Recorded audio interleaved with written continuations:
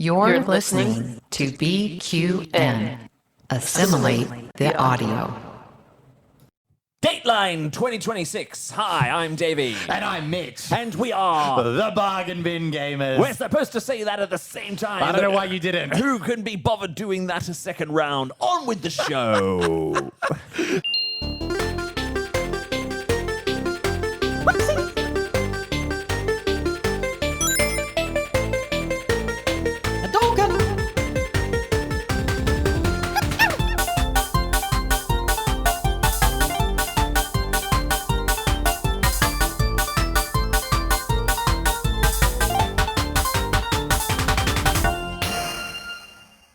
And this is the podcast and YouTube show where we put the gay in gaming. Whilst gallstones. Gallstones? And we're not even drinking. I know. Whilst also looking after your hip pocket. How's that hip going? It's going well. Happy Dry July. Happy Dry July to those playing along at home. Yes, happy Dry July to you, dear listener and viewer, because this is a rare YouTube edition. We're not at the Bulldog, we're at my house. Illustrious. My illustrious home on the range. And the sun is out, which is very odd. Deer and the antelope play. What? I don't know. But it is, before we begin, we would like to give a big shout out to this show's associate producer. Singular. May M. May M. Well, I don't know your marital status, May, but I did say singular. I love you, Mayhem. And I also love you in a slightly less demonic way. Yes, and I'm just going to quick acknowledgement. So associate producer Sam has had to move on as an associate producer. You know, people give financial contributions to Patreon out of the goodness of their own hearts. And so Sam has contributed to this show for almost 2 years. And it's a big reason why it is as terrible as it is. So Correct. No, I've known Sam for a long time. He's helped me out with a lot of my shows and podcasts, and he's still cheering us on from the sidelines. Yes. So thank you so much for everything you've given us, Sam. Yeah, thank you, Sam. Yeah. I would love it if you could give me one more edit before you do hang up the handles. But thank you so much for the support all along the way. Yes. But if you would like to help keep this and other BQN Network podcasts coming to you every single week, why, Mitchell, why don't you sign up to be a patron over at patreon.com/BQN and take Sam's place as associate producer? I want to have a funny little voice thing. And if It only works on my microphone, bitch. And if Patreon isn't your thing, the best way you can help us is by leaving us a 5-star review on Apple Podcasts, Spotify, or your preferred platform. It helps others to find our show. It certainly does. It certainly does. And we've been getting a lot of love lately, lots of comments, and we've been getting more reviews on these platforms. As I've started saying that new little thing that we have for the Patreon. Exactly, yeah. And the download statistics are just going, they're up. They're up. I'm not going to say they're going wild, because that would be a bald-faced lie. But We don't lie on this No, show. Exactly. But they are doing well. But yeah, I just want to let's talk about the fact that we're doing Dry July, shall we? Yeah, let's get into that real quick because it's a little bit foreign of a concept to us to not have a drink. It exactly is. And I was just like, do you know what? I would like to reach the age of 43 and still have a liver. So we're Dry July. It is as of we're recording this on a Sunday. We normally record on a Sunday. Yes. So it's the Lord's Day. 5th of July. The 5th of July for those playing along at home, the chronology. Happy Independence Day for where it's still the 4th of July in the US. Yes. And yeah, so you've gone 5 days without alcohol. How are you Most going? certainly have. It's been maybe a little bit longer than 5, but that's just because not last weekend, the weekend before, I put myself in basically a I slight see the coma. whites of your eyes. I know, isn't that I haven't strange? seen those for years. Usually they're yellow or red. Is your skin glowing? I think it is. Or is that the mushroom I ate earlier? I think it was that. We're not I'm not on mushrooms. We are doing proper Dry July, not California dry. But what's it called? No, it's been really nice. Like, I just need a bit of a break. I've got some health stuff going on and just wanting to be a bit more clear. I want to have a little bit more clarity of my life. Yes. And what about you? You've been dry for a while now. At your old age. Barren. Absolutely, there is a tumbleweed going through past all that cracked soil. No.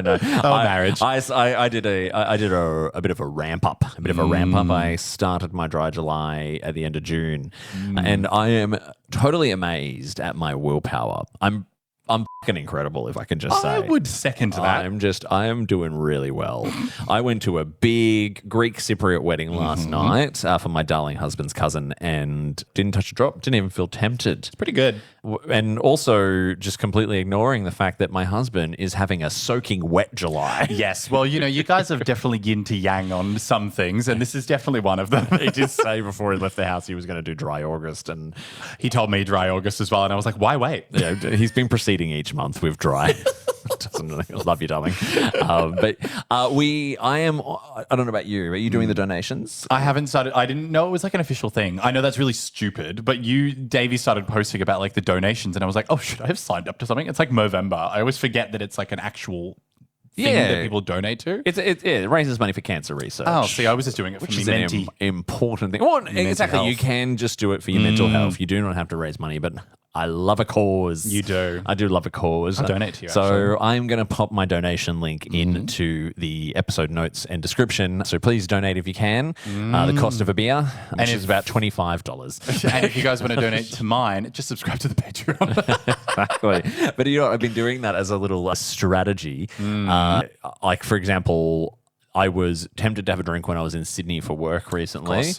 And instead of Sydney does that to a man. I donated to my own page instead of paying for alcohol in the hotel. I like that. Yeah, so that's how I'm getting by. What, you put $35 happy hour beer on there? Exactly. Drinking these days Those is- 2 pints that I would have had to have taken out a loan for.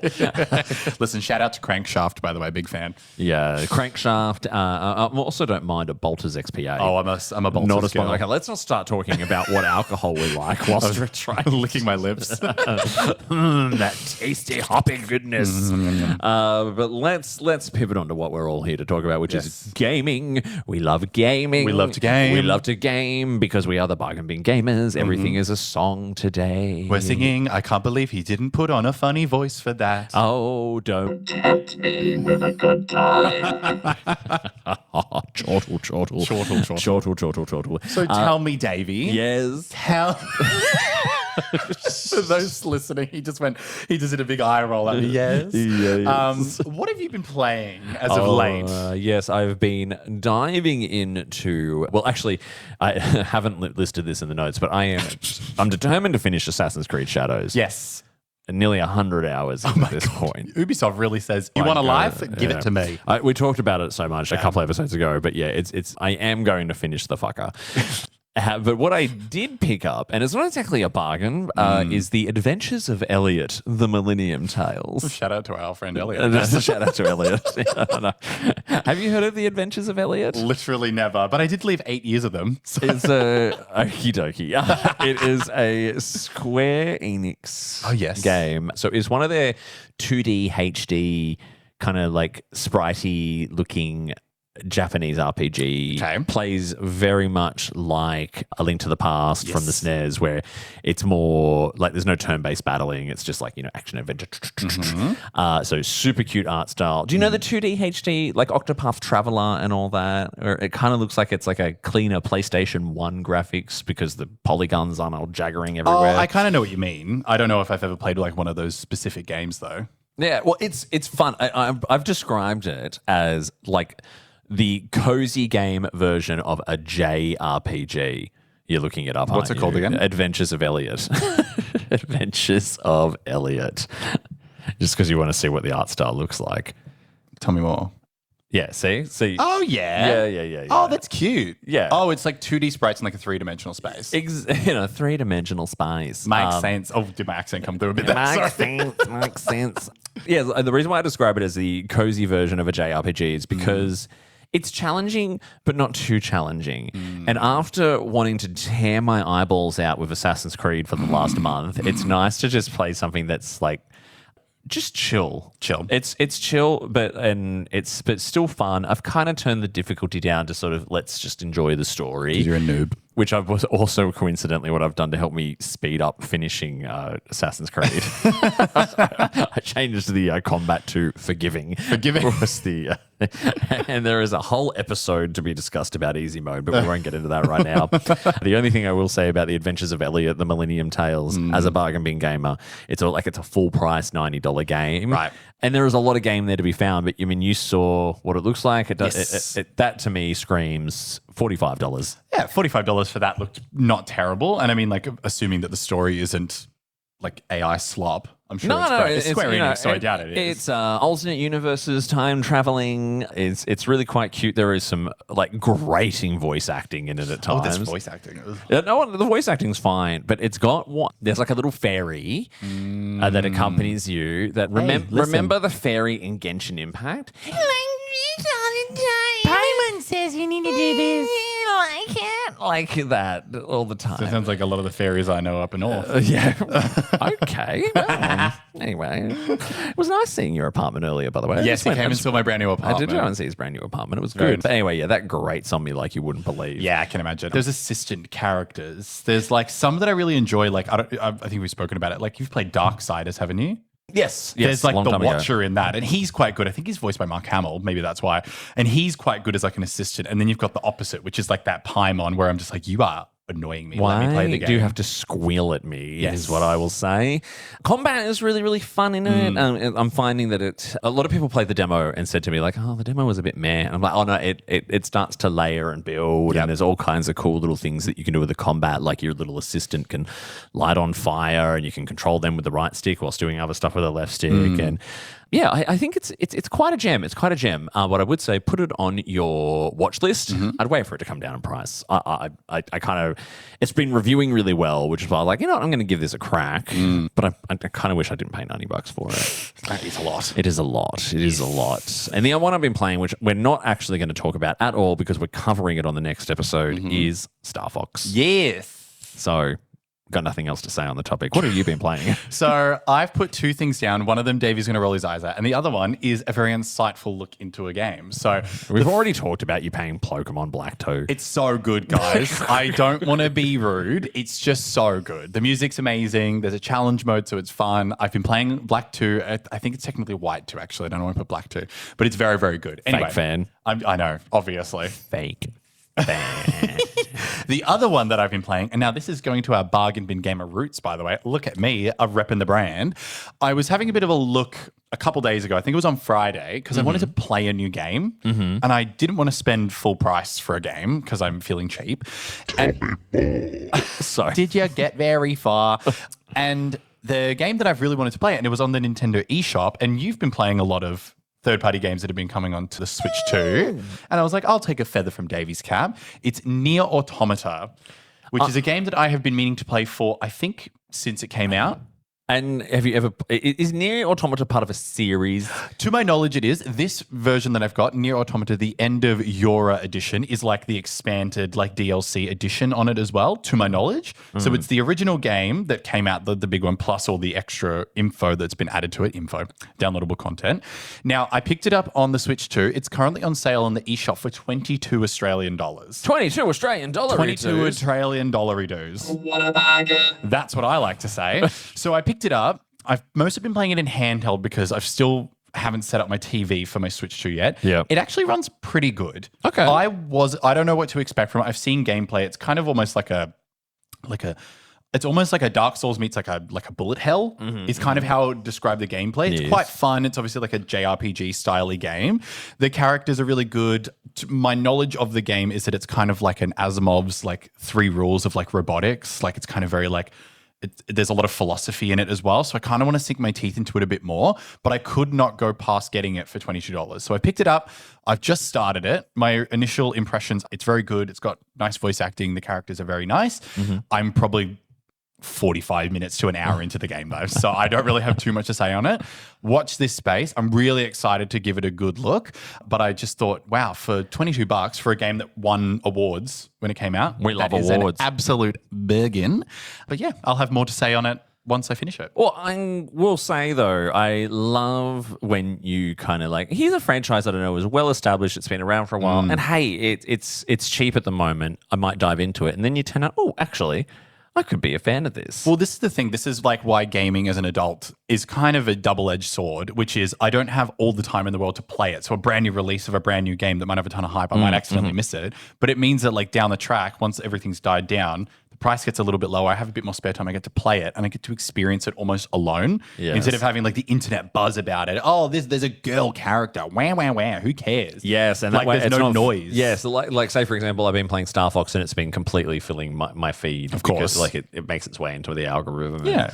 Which I mean, there is a joy in experiencing a new franchise with the rest of the world and the community at the same time. But then sometimes it's just like, I'm just going to discover this on my own. Just for me. Just going to just wrap my arms around it tight and pop its head off. Very excited, and I'm also excited for it to actually tell me something. Apparently, it's very philosophical, so I'm excited to learn more. JRPG that's philosophical? You're joking. I will not hear of it.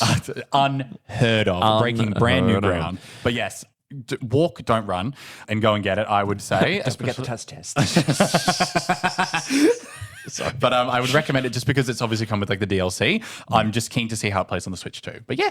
Well, stay tuned, listeners and viewers, to hear more of Mitchell's opinions on Nier Automata, the End of Your Heart edition on Nintendo Switch 2. Correct. We'll be right back. Actually, no, we're not going anywhere. We don't have ad breaks. We don't have ads. I tell you what, Mitchell, let me ask you a question. Do you enjoy owning the things you pay for? That's the only reason I pay for them. Well, guess what? Get fucked. Sony's decided that you get nothing in the near future. And so our gaming news of note today is actually going to be our entire main topic for the episode. Bye, Miss Physical Media Guy. I don't know where I'm going with that. I can't believe that we got the collapse of physical media before GTA 6. I feel like GTA 6 has apparently kind of kicked it off. That's the thing. No, I was referencing a meme. Okay. Sorry. All good. Well, that too.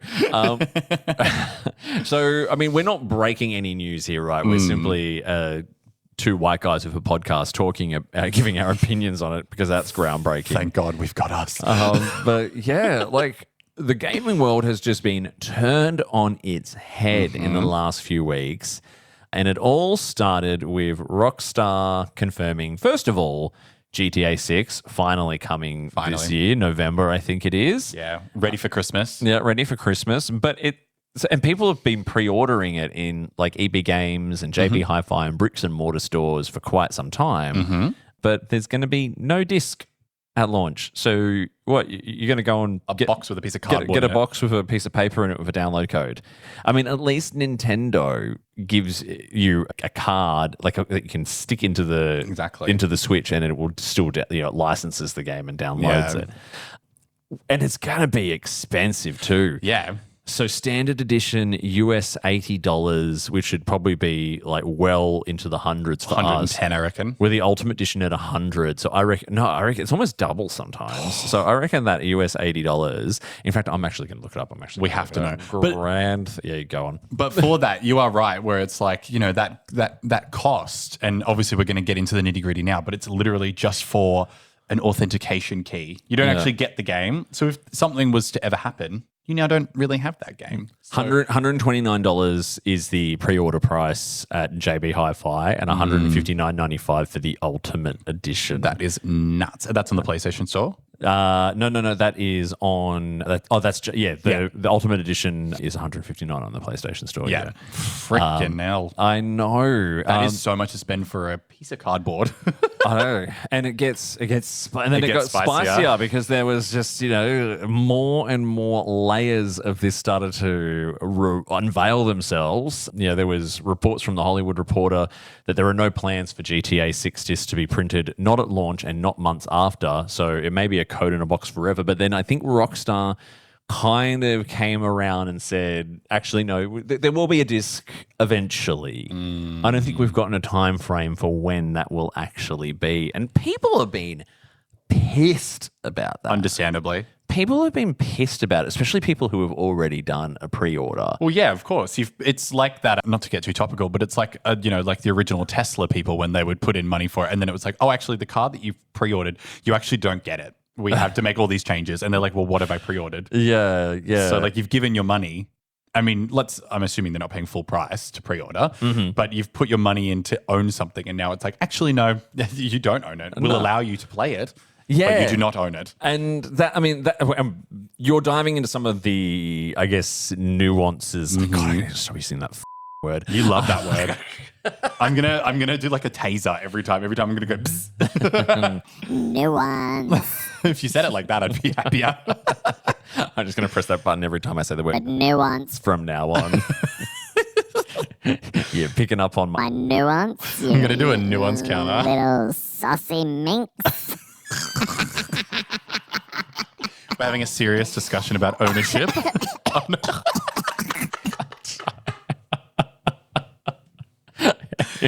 We miss you, Sam. I don't know why no one wants to pay for this. But I think there's a segue there, because then what made everyone on my Instagram feed, at least, just explode. There was an explosion. So on the 1st of July, happy financial new year to everyone in Australia. Sony announced on the PlayStation blog that physical disc production for all new games releasing on PlayStation consoles will be discontinued starting January 2028. That's insane. With no impact on games released before that date. But I'm imagining that this is also probably a bit of a this is probably when the PS6 will probably...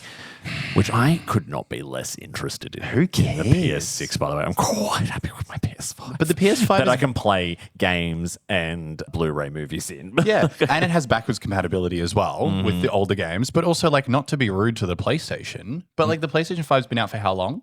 It came out, didn't it come out 4 years COVID ago? year, Yeah. 2020, and you couldn't get one for love nor money, and the price of it is continuing to rise. But they've barely given it any love. I mean, there's been some good games, but it's nothing like the PlayStation 2 or 3. Most stuff still releases on the PS4 as well. Exactly. It's, I don't know. What a stupid move. Anyway, I'll get into my thoughts. Yeah, soon. and we're going to talk a lot about this, right? So, yeah, and for accuracy, it is new releases from January 2028, and retailers will still sell games just as digital codes. But there's, and in a very on-theme twist, the same day Sony announced that it's also closing the online digital stores for PlayStation 3 and Vita. I guess if you're playing those, get fucked. As of early August 2026 in some markets. And, I mean... I don't know if there's a lot of people still... I mean, the Vita had a bit of a cult following. I don't know how many people are probably still playing PS3 online. Yeah. But there's big questions around what that means for anyone who has purchased games on those storefronts and is still using them on that hardware. Yeah.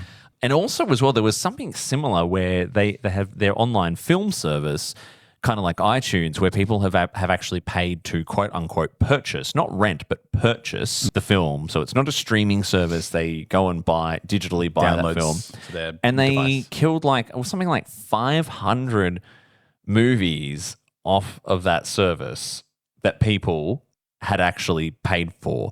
And it started to really bring into this question of what is digital ownership. And it seems like you are, a lot of people are saying, well, you buy a license now for a product that you can be taken away from you at the whim of the digital distributor. Which is true. Yeah, and I'm guessing that's going to have to start being written into end user license agreements and all that kind of stuff. It's not a very consumer friendly process. Do you know what I mean? This is very anti-consumer, but we'll get into it.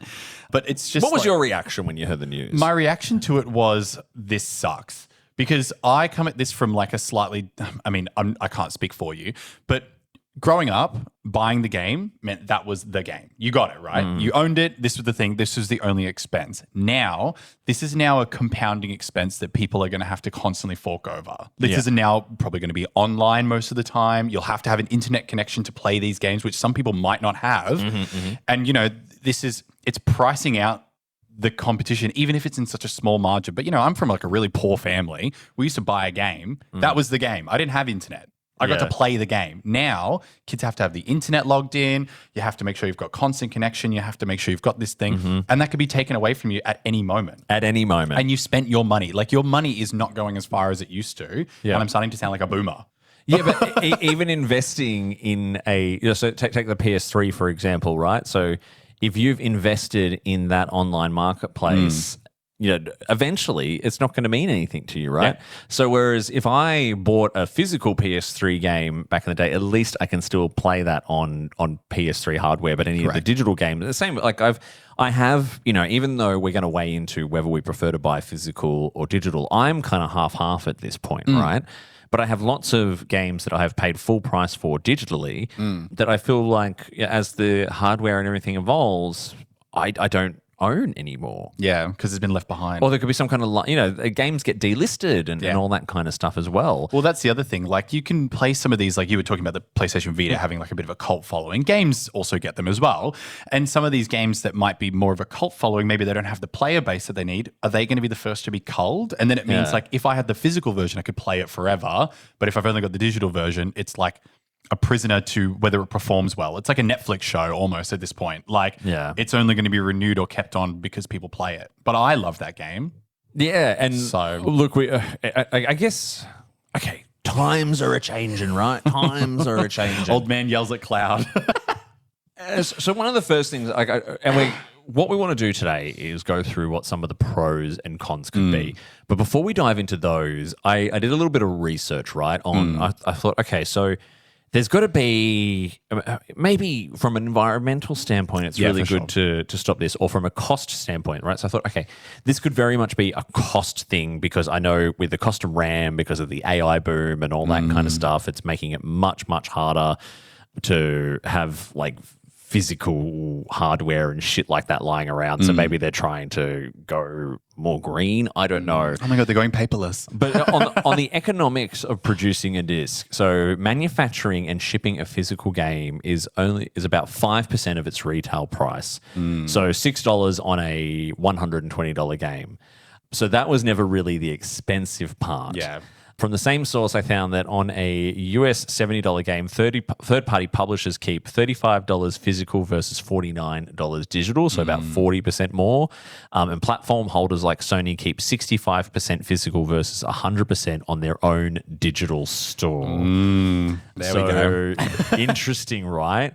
All three platform holders take a standard 30% cut on digital sales, or digital doesn't remove the middleman. It makes Sony the only one. So, and this costs mere cents to press. Yeah, not surprising. Whereas Switch cartridges, for example, cost several dollars, reportedly up to $30 for high capacity ones. So for things like, probably for like Cyberpunk, which was completely on the cartridge. Because they keep putting that tasty stuff on the cartridge. Yes. Stop kids from eating it. Hence the key card. So, and the other thing as well, which I haven't listed in the notes here, but this is something else interesting I came up with, is game companies like Sony have never, ever been a fan of the pre-owned market. Not surprising. EB Games and like Just games, realised pre-owned games are going to go. Sorry. GameStop in the US and all that have often, like the backbone of those retailers has often been the trade market, where you come in and they'll give you maybe $5 off if you trade in a physical game off a new game, and then they put that game back on the shelf for $50. But that is often been where they've made their money, and they don't really get anything from the pre-owned market. It's our namesake, and the they bargain bin. hate it. They absolutely hate it. Not surprising. So what a shock. A big company like Sony, please sponsor us. Even though we're probably going to rip into you this episode. What a big shock that a big company like Sony has made a move that basically would increase their profit margin exponentially. Yeah, like you said, it removes the middleman. There is no middleman. You're buying directly from the producer. What I've also found really funny is that, so back when the Xbox One came out and Xbox tried to go down like a more digital path of, and always online and all that kind of stuff. And Sony did a bit of a piss take and said like, hey, you want to borrow a PlayStation game? Here, you can borrow it. And they're like, saying, look, we're still here with physical games and we're letting people borrow them and blah, blah, blah. And now they've completely done a 180 on that. Of course. And then there's the environment. So I wanted to have a bit of a study of the environment because I thought, oh, okay, they've been producing physical games for decades, cartridges, discs, so on and so forth. Yeah. So I found a Greenly study through GameSpot from 2025. Physical games are 100 times more carbon intensive 1 million discs equals about 312 tons of CO2 versus 3 tons for 1 million downloads of a 70 gigabyte game. Okay. That's pretty big. That's pretty noticeable. Context from the same study, consoles consume 3.9 terawatt hours a year in the US alone, which is about 1.6 million tons of CO2. How you play, though, outweighs how you buy, according to Yahoo. Plot twist, though, a 2014 Journal of Industrial Ecology study found the opposite. PS3 era Blu-rays produce 50 to 90% less emissions than downloading. Downloads were only greener under 1.3 gigabytes, and it flipped as internet efficiency improved and file sizes grew. That kind of makes sense. Yeah, I mean, and all of this is moot because, I mean, AI is sucking up Heating up the globe at an exponential rate. So, but the Greenly study I found from last year, their actual recommendation was to revive the second-hand market. But code in a box and game keycards are killing resale since the used copy is worthless once download servers close. We're going to have thrifting and vintage games. yeah. Amazing. Takeaways for this, right? So Sony isn't saving on plastic. It's capturing the retailer's cut and killing the used market where it earns zero. The greenest game you can buy is a secondhand disc from an EB Games or wherever else is pre-owned wall. This exact thing, like this is what this is killing, right? Yeah. So there's this real... I've uncovered a bit of a paradox here. Investigative journalism on The bargain bin gamers. How do you want to get into the nuance of that? The nuanced investigation.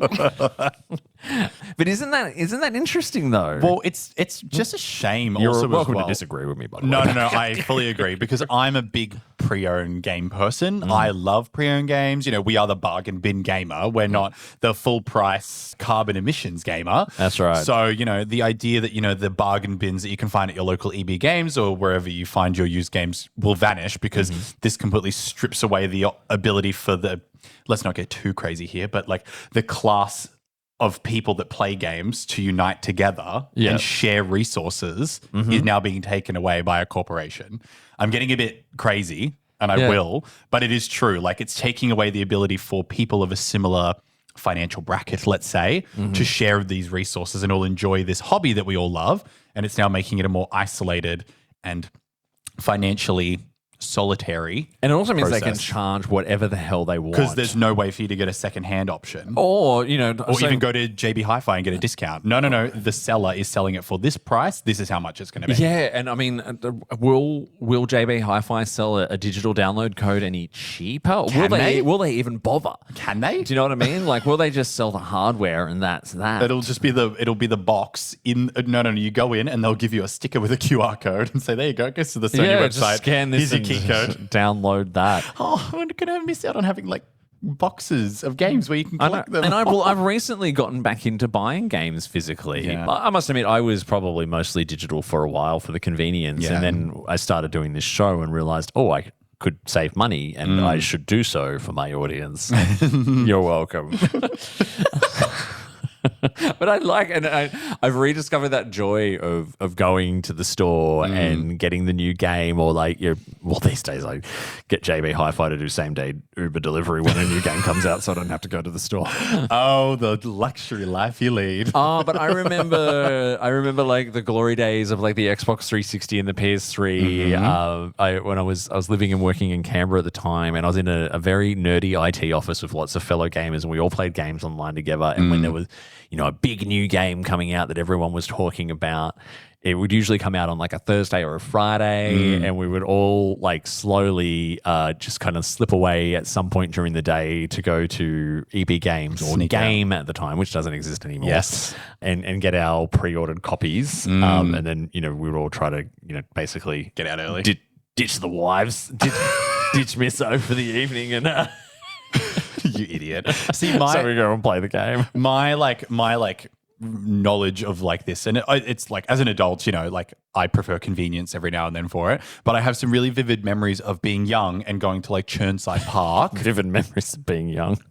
When we were young, and like going to like Churnside Park or Knox City or something like that on like Boxing Day. And my grandparents yeah. would give me $50 in a card, and my mum would give me $50 in a card. So I had $100, and I would go and I'd buy as many games as I could from the used bin because they were all even cheaper because it was Boxing Day sales. And I remember being able to pick out like 4 or 5 games. It's where I got the Arkham games the first time I ever played it. I got it from a bargain bin because it was a pre-owned game. So the idea that is now like a thing that can't happen, it's kind of hurting my nostalgia a little bit. Let's talk about some pros and cons. Let's talk about only the cons. No, We've done a bit of little research and prepared some of our pros and cons for both physical media and digital. So we're going to start with physical media. Yes. So Do you want to do the pros and I'll do the cons? Or do you want to alternate? Sure. Or you want to be the negative. I love being You negative. want to be negative. You want to be. Nuance. In your opinion. I want to be grouchy. You want to be. Do I have another one? That doesn't do anything. What about That is me. that? Is What about a small robot? Is that what it's called? that's just chimes? I don't know what that does. Anyway. He would play with that thing all day All day, like to fiddle with me buttons till he goes blind. Physical media. Yeah, go on. Pros. True ownership when it comes to the game. Lend it, sell it, trade it at EB, gift it, will it to your grandkids. I mean, at this point, it might be worth it. No license revocation ever. So it is a thing that you own that someone cannot take away from you unless you have a home invasion and they steal it. Physically steal it. Home invasions are not funny. No, they are not funny. Do not rob me, please. Yeah. And I guess the con to that is, a lot of the modern physical, what we currently call like the physical cartridges, really isn't enough. Oftentimes it'll be like a code in a box, which is the upcoming process. But things like the Switch to Game Key cards, they're like massive one-day patches. And the disc is sometimes even just like a license key. So realistically, you own the license to the game. Yeah. You might have a physical copy, but it might not really be the physical game coded in there. So, there's a bit of a con there. Well, this has oddly reminded me of something else I read this morning. I think this was from Digital Foundry, where they hypothesized that the reason why they're not able to press discs is because the game is not ready enough for them to be able to meet demand to press enough discs for the November release date that they've set. I agree. And we all know how broken a lot of these big games are when they come out. And so therefore they won't go through pressing it until they'll release something that's going to need a lot of patching. Day one patch. That's yeah. 17 gigabytes. That's something that I've heard as well. And a lot of people are suggesting that even you buy a PS5 game now on physical, and then I put it in, and then I'm still waiting. Yeah. Like 2 does hours happen. for it to install and download patches. Exactly. I miss just buying a game and being able to put it in my console and play it. Well, this is getting off topic a tiny bit, but this is coming down to like the gaming industry and its importance, right? Like their priorities are different. Their priorities is to get money. It's not consumer friendly anymore. Back in the day, they used to make a full game and launch it and never patch it because it didn't need to be patched. Yeah. But now consumers have become complacent and they can release a game that's 85% done to get the money. And then they're like, oh, we'll give you a patch every now and then. But it's a full price game. We're getting 85% of the game. Anyway, a thing for another episode. Wow. That was The nuance. It's a lived experience as a Pokemon fan. Lived experience nuance. preservation is what's being cited as a pro. And I know I follow lots of people on socials who collectors, and I'm very jealous of the big rooms they have where they've got like lined walls of games, new, old, and somewhere in between. You know, a preservation is really important to the gaming industry, especially for someone like myself who has been gaming since sort of the late 80s, early 90s. And knowing that there are just games that are just disappeared and vanished that you can only really find screenshots of, right? So, you know, if I buy something physical now and keep my PS5, I can still play that as long as the PS5 is operating. As long as the hardware's there. Yeah, exactly. But, you know, I know you're going to throw in a bit of a Nuance. here about the con. This con is actually kind of close to my heart, actually. But the con to that would be, you know, like the actual disc or the cartridge will degrade. You know, if anyone's bought like an old school Game Boy thing from like eBay or something like that, they don't really withstand the test of time. You know, discs scratch very easily. They can rot. There's sometimes if they're left in like moldy places and stuff, they get damaged. Also, a big thing as well, this is an issue that I've personally had. You can lose them very easily, especially little cartridges. If you are the moving Switch or stuff like cartridges, that, I've lost Switch cartridges and it has devastated me. That's because you're poorly organized. I saw your bedroom earlier today. Yes, he did. Horrendous. I still live like a single man. But with that, like once you lose that, just because you've got the save data doesn't mean you can play it. Like just because your console remembers it doesn't mean you get to play it. So I guess like the digital version means it's never gonna degrade physically. It's never gonna experience senescence. Look at me. What did you call me? I called you old, dear. And you also can't lose it. So I guess that's a pro, unless you lose the whole console, in which case. Yeah, and the degradation of these is real. Like I've heard of disc rot. You've got to these people who are preserving games. They've got to keep them in very specific conditions and look after them. I know a lot of people are snapping up secondhand Nintendo 64 cartridges at the moment because there's been hardware like the Analog 3D and the Mod Retro, which is now really closely emulating hardware and like original N64 hardware. But they're buying all the old cartridges and they just don't work. Yeah. But you've got to learn how you can. I've seen videos demonstrating how you open them up and clean them and get them to work again and all that kind of stuff. No, you do not do that. It's the worst thing you could possibly do. Whoopsies. So yeah, like I mean, preservation is one thing, but it's something you have to focus really, really hard on. Exactly. This next one I feel like we've already kind of covered this a little bit, which is the price competition. So for physical. Retailers, JB, Big W, Amazon. So, they can discount it physical at launch. And that's become really, really appealing to me of late as someone who has just saved for a wedding and is also now currently saving for a house and has a husband who watches every dollar I spend. Old misso. I've seen how he drinks. You can buy a game. Got it. Love you. I know you don't listen to this, so who cares? Snap, bitch. I'm so sorry. You're dead if he listens to this. I'm so no.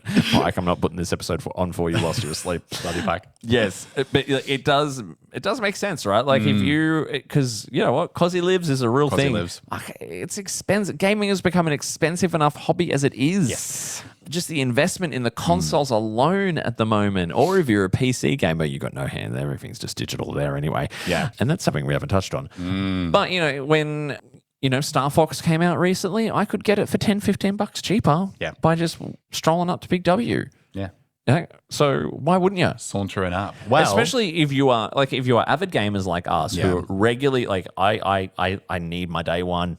Yeah. And then there are a lot of games I care about and want like the day or week that they come out. Yeah. Because I like getting caught up in that hype. Yeah. So why, if I'm going to be doing that frequently, why wouldn't I do the cheaper option? Fair enough. That does make sense. You might as well get it cheaper and non-day one. So. Yeah. Well, that's the issue sometimes that this current gaming trend is going towards, which goes to my con, is that, these physical media that we're going to be purchasing requires the hardware to play them. But a lot of these new hardwares that are being pushed out, and it's increasing ever more, don't have the capacity to play them. So you've got the PlayStation 5 Digital Edition and the PS5 Pro.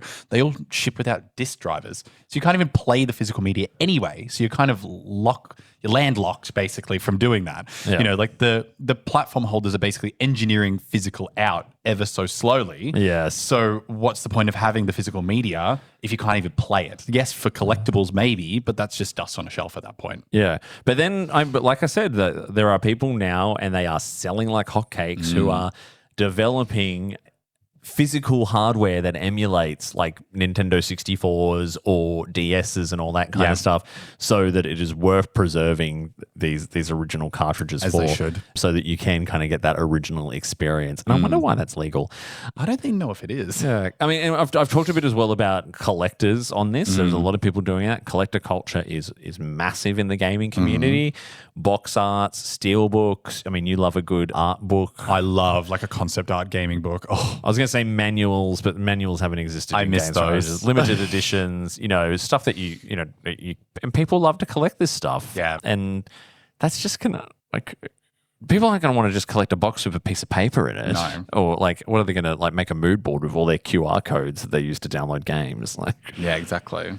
but you know, I feel like your counterpoint to this is this next one. I think this is a real. This is the red For herring. everyone who's pissed off about this, Yeah. this is a real red herring. Well, this is the thing. And listen, I'm a proprietor to this. You also do this as well. I literally just spoke about it at the start of the episode. But the market has shifted.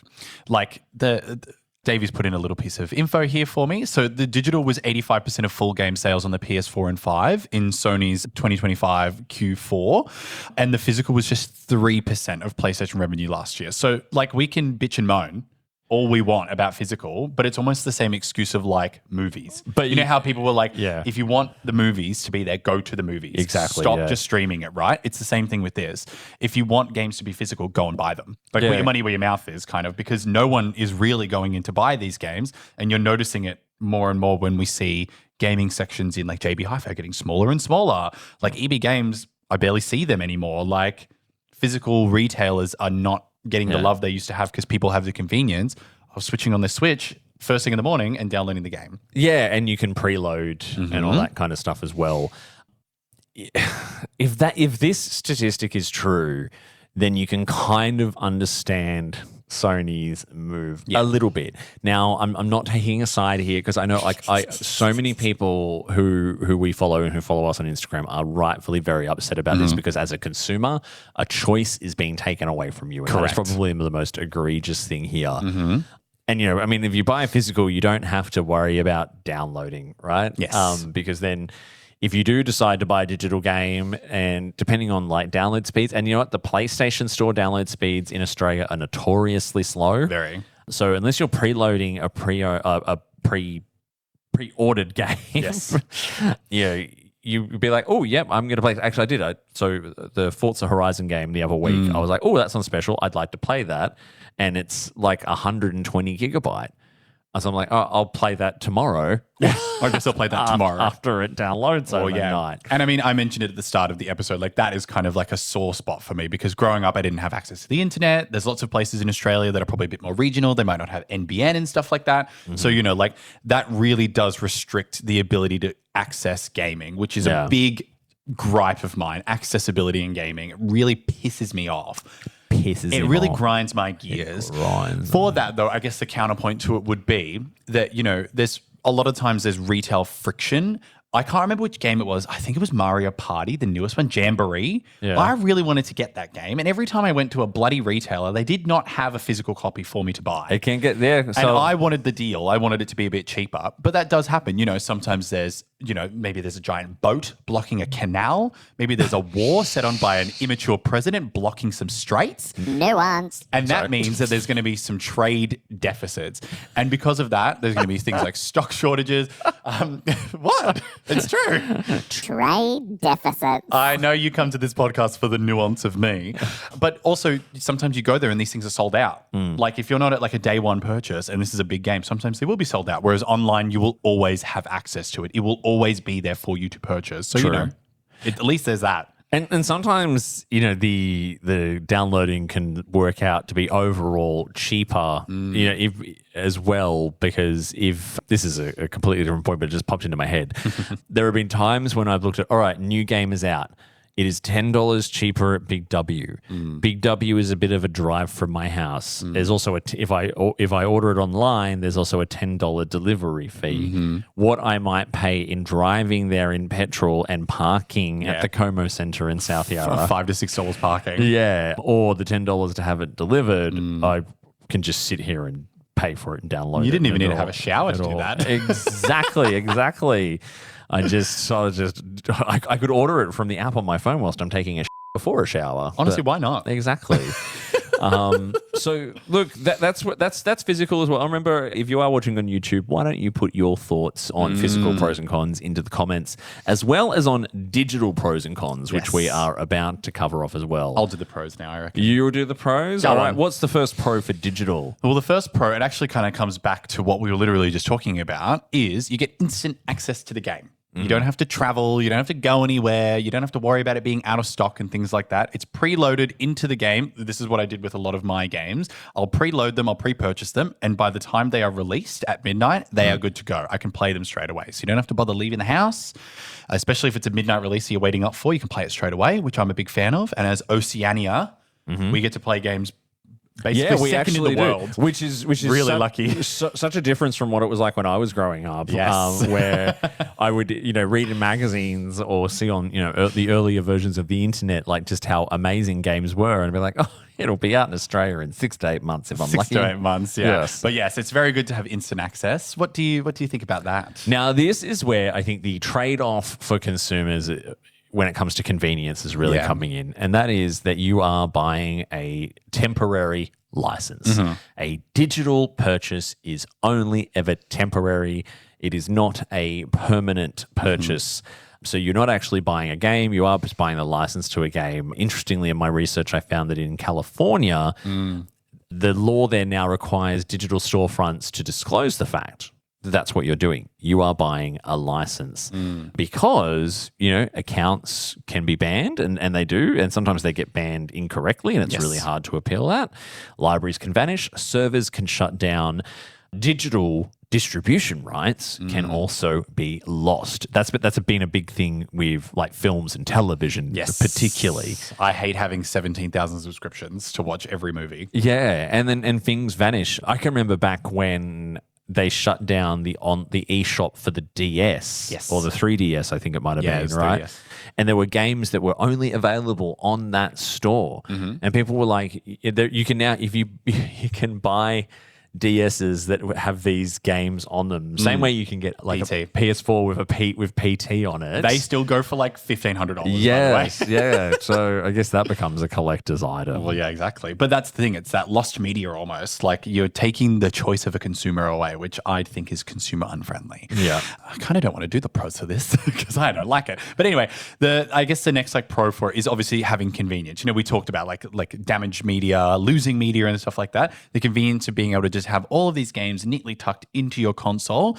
There's no like disk swapping and stuff like that. Also, as a small sidebar that I just thought of, it's less storage. Less storage space, people moving into smaller apartments, moving house and stuff like that. You don't have to pack all of your games. You don't have to find space for them. They're all on the console. Yeah. And consoles are made with a lot of space these days.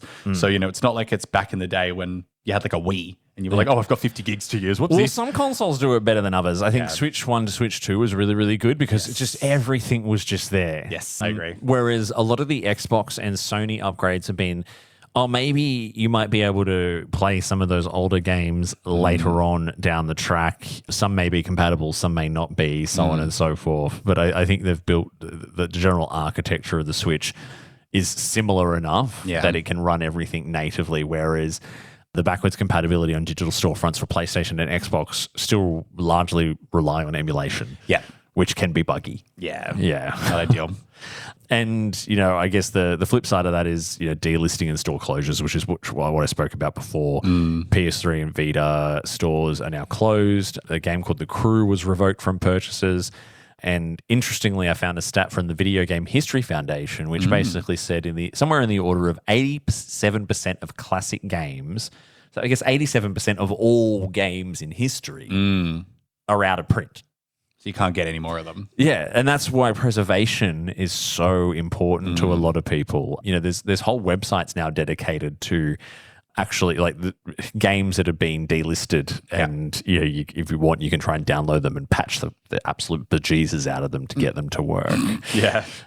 But the next one, I'm interested to. I really want to dive into this one, right? Because this one's actually for us is a big argument because this is something I thought about the entire time I was structuring the pros and cons of this episode. This is why we didn't want to be so blanket. Do you know what I mean? Like, obviously, we follow a lot of creators and creatives that are really like not a fan of this. We're not picking a side. No, we can't. We're Switzerland or Eurovision. I don't know. I guess we're picking no sides. Make up your own mind. Oh, the button didn't work. That Make up your own mind.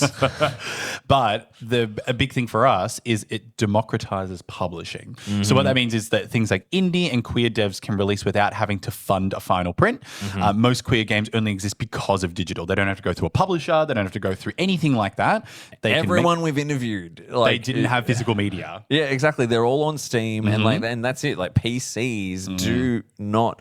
You don't buy PC games. I remember buying a PC game like disc. I know, they're always in these massive boxes too. They were huge. And they always had like 10 discs in them and 20 different books. But yeah, this has been a thing for PC for quite some time. Yeah, it's like consoles finally catching up, hey? Yeah, but this is, exactly. This is the biggest biggest pro, I think, for digital.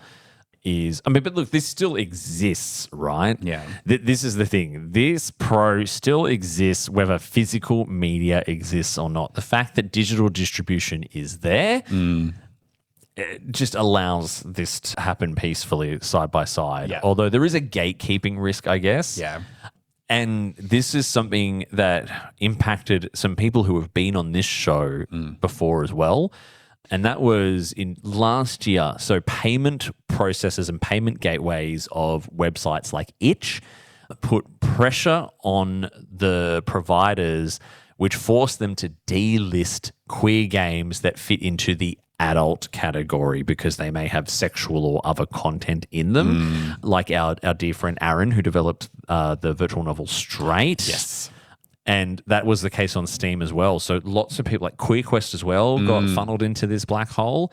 So when digital is the only copy, deplatforming can equal erasure. And by deplatforming, it basically meant that it wouldn't commonly come up in searches, or you'd have to make sure that you had adult content ticked on Probably Steam wouldn't or come up Itch, on, which isn't recommended. by default, Yeah. which leads to another big thing, which is impacting queer content all over the place right now, which is shadow banning. Yes, it's becoming a bit more prevalent. Because of the Trumpification of the world, where it's just slowly, bit by bit, more shadow banning is happening of queer content. Yes, which I fucking hate. It is a fucking disgrace. I actually do mean that. It Going is back to your Scottish roots. I don't actually know if you're Scottish, I don't know. Fucking disgrace! It's a fucking disgrace. Moving swiftly along to keep the tempo up. Another pro for it would be things like sales and subscriptions. So deep discounts over time, PlayStation Plus, Game Pass. dope. How deep are we talking? What's your ideal deep? Oh, I can feel that discount inside me. I reckon 7.5. But yeah, as we've seen by Nier Automata and Topical, that game full price. I didn't want to purchase it. Now that it's been discounted because it's been out longer online, I've now been going to buy it. You can get really great deals on things like PlayStation Plus and Game Pass and stuff, where you can get these games for so much cheaper and actually really experience them if you kind of missed the buzz and missed the boat on the physical. Yeah, and I love nothing more actually than flipping through the game storefronts, the digital storefronts, and seeing what's on special. And I love it too. And I love to consume. Oh yeah, and you know what? And our bargain watch list when we do it is usually exclusively Online, right? Because what I may find on special in a physical store here may be different somewhere else. Oh my God, are we the drama? Is it us? We are the world. But that also does lead to the problem of, resale, lending, trade-ins. When I was a kid, as kids, your parents can only afford to buy you so many games, right? One of the reasons why I have such broad experiences with games from the Sega Mega Drive and the Nintendo 64 era, which was the consoles I owned as a kid, is because I had friends that had those consoles too, and we would lend each other games.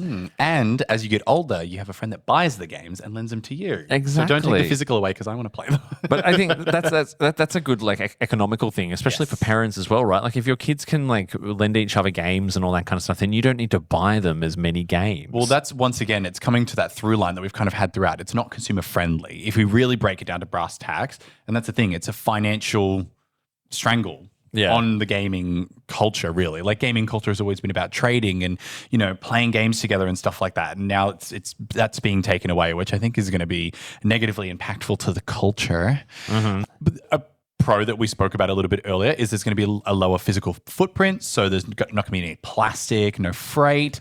You know, obviously there's a counterpoint to that like these data centers and things like that aren't exactly free, but the reduce in use of plastics and stuff like that is always going to be a positive, I would argue, on the longevity of our beautiful planet.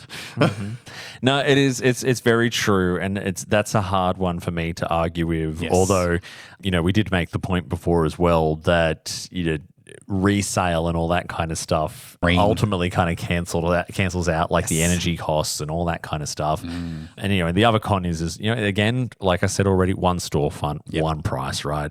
It's the monopoly concerns there are real, and that's all I'm going to say on the matter. That's all I'm going to say on the matter. No other nuance. And then I guess like the final pro, which I've also already argued a little bit, is that accessibility factor. So there's no barrier for people with limited mobility. So if they can't access going into the stores easily or something like that, they can still, like getting onto online and things like that. If they can't get to the store, they can just download it. And, you know, or if they're like really far from retailers, but also if you are financially not as able with like internet and stuff like that, if you can save up your pocket money, you can go and buy yourself a cute little game. Yep. Bob's your uncle. Bob's your uncle. Bob's your uncle. Anne's your aunt. Is that the expression? No, Mine's called Jackie. Yeah. Yeah. And download sizes, like I said. I mean, I don't know. 100 GTA 6 will easily be over 100 gigabytes. That's going to be insane. I will be buying a physical. Oh, wait, I can't. No, you can't. Forgot about that. The funniest meme I've seen for it is a guy walks into his house like, oh, I'm so excited to buy a new game. And he opens up the box and there's just a piece of paper in there that says, fuck you. I think I saw that too, actually. So, look, that's kind of it for our pros and cons on this. And, I mean, again, like, I feel like we're really sort of sitting on the fence here. It's going to be so interesting to see how Sony responds to the backlash. Yeah. You know, they could easily just say, well, screw you. It's, you know, it's less than 15% of our revenue. You're all buying things digital anyway. So we're just responding to the market trend. Exactly. A business is a business at the end of the day. Yeah. But what does that mean? I mean, I think that's why we've seen stores like EB Games have now pivoted into the what do they call it? Like pop and zing. They've got like the merchandise market. Yeah, they've got a lot more like pop culture merchandise, and whereas and they used to be like half the separate stores. Yeah, and they've kind of blended into these more pop culture merchandise stores to keep afloat, I guess. And it could potentially stamp out an entire industry. Well, yeah, that's the biggest issue. Bricks and mortar game stores, and you probably just have these niche ones around. Like there are some around here in Melbourne which sell retro collectibles and all that kind of stuff. It'd be so weird going to JB Hi-Fi and then barely having a game section. I know. Because it'll just be empty cartridges with pieces of cardboard in them with a bunch of code. Yeah. So we've probably given you a little bit to think about. I hope we presented some arguments here. That let us know your thoughts. Yeah, I do, because like I said, I know so many people who. Sorry, and it's just so nuanced. It is, mate. Oh my god, it's so nuanced. Stroth, mate. Sorry. Having way too much fun doing that. You are. Happy Dry July. Yeah, maybe we should get some liquor in him. But yeah, I hope that I know there are some people who are really, really upset, really upset about it. But be open to having a debate, and hopefully we can find somewhere where this can kind of sit side by side. Because I don't think this discussion is over. That's it for our main topic. Let's move on to a couple of segments to round out the show. First of all, Mitchell, let's start with the release radar. Let's do it, David. Let's go with the release radar. So we are looking at everything that is going to come out in the week of this episode's release. So that is July 7 to July 14. Okay, well, it's not everything. It's a select list of things that are going to things that we are interested in a slight way. Exactly. So starting with the game Moonlight Peaks coming to Nintendo Switch, Nintendo Switch 2 and PC July 7, so the day this episode comes out. Welcome to your new vampiric life in the magical town of Moonlight Peaks. Raise mystical crops, learn spellcasting and potion making, and befriend or even romance the local werewolves, witches and mermaids in this heartwarming supernatural life sim. Eternity awaits. Hot. So guess what? Another cozy game. Oh, it looks cozy as hell. I know, yeah. So, it looks really cozy. Yeah, so we kind of got I love the colors. Yeah, top down, kind of like a 3D-ified version of Stardew Valley. Yeah. But with, witches and mystical stuff, which has kind of been done in this cozy thing before. It's almost like a chibi style. Yeah, but you know what? Cozy games are selling, and people are, and cozy games are expanding the market out to other non-traditional gamers. Oh, you can do pottery. Exactly. We were just talking about that off air. Don't know if it's something I would particularly get, but it does look cute. We've talked about this one a lot, but Assassin's Creed Black Flag Resynced coming to PC, PS5, and Xbox Series X on the 9th of July. Can't wait. I'm getting physical, mate. I'll be going to get physical too. Let's get physical. Come on, let's get physical. So that is coming out July 9. I don't think there's anything more to say about that. Hang on, let me just quickly look and see. JB. JB Hi-Fi. Let me see if they're going to be putting it out. Oh, yeah, there you go. $89. $89 at JB. Yeah. Go on. Yeah. Oh, I'm all Big for W, it. $79. I will be going to Big W. $79 at Big W, mate. There Shout we out to you, go. Big W. So that's a big one. And the other one, next one we've got is a game by the name of Grand Blue Fantasy Relink coming to the Nintendo Switch 2. So this is a Switch 2 version of a game that came out on Steam in 2024. A grand adventure in the skies awaits from a party of 4 from a diverse roster of Skyfarers. Slash or shoot or hex your way to victory against treacherous foes in this action RPG. Take on quests solo or the help of others in up to 4-player co-op. So it looks very sort of, traditional. Oh, it's kind of giving Genshin Impact.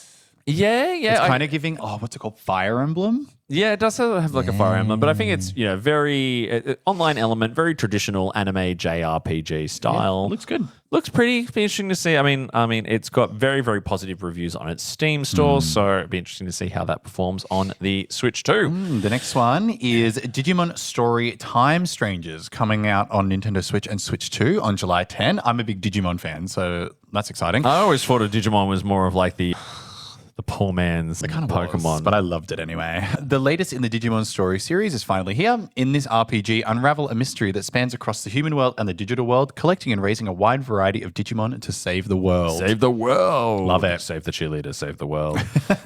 Heroes reference. But I think, again, this is a Nintendo Switch 2 version of a game that, 3rd of October 2025, it was released on Steam. I've watched Fawn play it. Yes. Although it looks cool. It does. I mean, it looks, the graphics look better than anything Pokemon's ever released. I know. Tell me about it. That's the thing. Like these Digimon games, they kind of shit all over Pokemon. Anyway. Echoes of Aincrad. Aincrad, I believe it's pronounced. Aincrad coming to PC, Xbox Series X, and PlayStation 5 on the 10th of July. Step into Aincrad, a world of beauty and danger where every battle could be your last. Create your hero, choose your gear, and master combat by building synergy with your partner, leveling up and unlocking special abilities to expand your horizons. I feel like this game's been out before. No, it says coming out 10th of July, 2026. And I mean, again, big anime JRPG. Wow, that looks really nice. It does look, it does actually have a really, really cool, pretty look to it. I don't really know much more about it apart from the fact that it exists. Published by Bandai Namco, who are big in this space as well. So, if you're a JRPG fan, you've got a lot to look forward to in the coming week. Finally getting its full release across PC, PS5, Xbox Series X, and Xbox One on the 10th of July is Power World. Yay, Pokemon. I think we've kind of covered that before. Yeah, she's coming out. Get keen. It's coming out. Get keen. Pokemon with guns. Pokemon with guns. Ascend to Zero coming out on PC and Xbox Series X on July 13. Have you ever wondered what it feels like to stop time? Ascend to Zero is a time-bending action roguelike where you can use your unique ability to freeze time and fight your way to the top. Oh, another roguelike. How inventive. Yeah, and I think from the look of it as well, it's your typical kind of it's top down isometric. It's kind of got like a blend of sort of like a Hades with a weird kind of digitally cyberpunk kind of look to it. I wonder what the new game trend is going to be. It was like Souls-like for a while and now it's roguelike for a while. I wonder what the next I guess it's comfy-like, I guess. We've got one more. What is it, Mitchell? It is Detopia coming out on PC, PlayStation 5, Nintendo Switch, Nintendo Switch 2, and Xbox Series X coming out on July 14th. Step into the world of Detopia in this gentle-paced puzzle adventure. In Detopia, life is curated by artificial intelligence to maximize happiness. Wow, a little bit close to home. Yeah. As the newest facilitator, it's up to you to solve puzzles and keep the Detopia residents happy and the facility running. It looks like almost like a, I don't know how to word it. like a Sims style game where you keep people productive and happy and Yeah, but also like there's managing resources. Well, Detopia says dystopia to me as yes. well, and it's got everything about its art style has a very sort of clean and sterile kind of look to very it, that, yeah. which I think speaks to the dystopian AI future that we are all destined for. To round off today, Mitchell, we've got The bargain watch list. It actually makes me giggle every time, by the way. I understand why you keep doing it, because it doesn't get old. Bargain watch list. Bargain watch list. that was Mitch doing it that time. Could you tell? Bet you couldn't, big one. It disguises your voice. We could do a ransom letter with that. Exactly. Do you want to kick us off? What do we got first? So the first one we'll go through is the Steam Summer Sale. or winter, depending on what part of the world you're in. Like us. It's live now. It ends on Thursday, the 9th of July at 10 a.m. PT. Oh, no, PT. Pacific Standard Time. It's Whatever. in the US. It closes right around when the ep drops of Tech Insider. Okay, don't just read the notes like verbatim. I don't know what Tech Insider is. Tech Insider is where I got the information from, you doofus. Oh. But yes, the Steam Summer Sale. So it will actually be ending roughly around the time that this episode does come out. So run, don't walk. Run, don't walk. But yeah, there's a lot going on. So Hollow Knight Silk Song at its lowest price ever. First discount, 25% off. Mass Effect, the Legendary Edition, is back at its 92% off historical low. Yeah. The whole trilogy remastered with all the DLCs, which is a steal for 92% off. Which is pretty good. Yeah, it's $7.20. $7.20. That's insane. Actually insane. Kingdom Come Deliverance 2 and Mugenics also at their lowest Steam prices to date. Plus Final Fantasy VII Remake and Integrate at its lowest price to date as well. Wow, there's some really good games here. Yeah, so quite a few if I look through that. You've also got stuff like Red Dead Redemption 2 for $22.49, normally $89.95, and Titanfall 2 down to $6.44, which I really enjoyed. I would also say as well, one of the best finds on here that I would argue is The Witcher 3 Wild Hunt Complete Edition, which is only $14.39 for a game that is absolutely incredible. and still such an amazing game today. Still incredible. I Yeah. can't believe they did it like 10 years ago. Aged so well. PlayStation's got some July savings, which is there's a sale that is live as we speak and running to the 15th of July, including Stardew Valley, which is down to $10.97, normally $21.95. Good price for Stardew Valley if you've never dived into it. What else have we got, Mitchell? Bloodborne, one of my all-time favorite games, which is down to roughly about $27. It's about 50% off, down from about $55. Yep. Darkest Dungeon 2, $18.58, down from $59.95. And a fabulous little game called Crow Country, Yeah. which I've never heard of, but it's apparently $14.97. So go get it. Yes, and the Nintendo eShop on Switch and Switch 2. So there's quite a bit going on, but there's a couple of games that these first two, I was astonished that these are so cheap already. So the two Final Fantasy VII Remake games, the first two in the trilogy, which are only recently released on the Switch 2. So Remake Integrate is normally about $62.95 and is currently $22. It's about 65% off. Might actually play it. And Final Fantasy VII Rebirth is down to about $47.97, and it's normally $79.95. What else we got on there? There's Sonic Superstars on the Switch, which is down to $24.99, which is about a 75% saving, down from $100 for Sonic Superstars, which is kind of wild for Sonic, no offense. And then there's also Dave the Diver, the Switch 2 edition, which is down to $16.50, which is about 45% off, down from $30 dues. And for Xbox, hold your wallet. Hold your wallets. No, nothing really big to say for Xbox at the moment, but their summer sale is coming up very, very soon, predicted sometime around the 16th of July. So we'll probably have more on that at a later time. date. What an epic episode, Mitchell. We took our time with this one because there was a lot Of Nuance. Such a tricky conversation. You There can't. was pros, there was cons, There was nuance. you can't, as Davey would say. there is. Oh, why don't any of these buttons work? Anyway, air horn? No, that's doing nothing. Anyway. Imagine if it's just them hearing an air horn. I know. We're not. Exactly. Sorry, guys. I just like there's one here called rim shot. Yeah, that's a...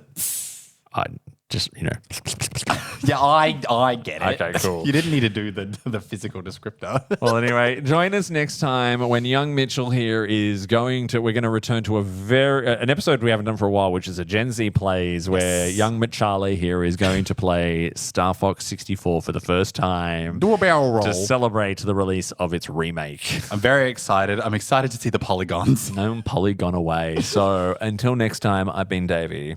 And I've been Mitch. And we have been The Bargain Bin Gamer. Nuanced edition. The nuanced gamers.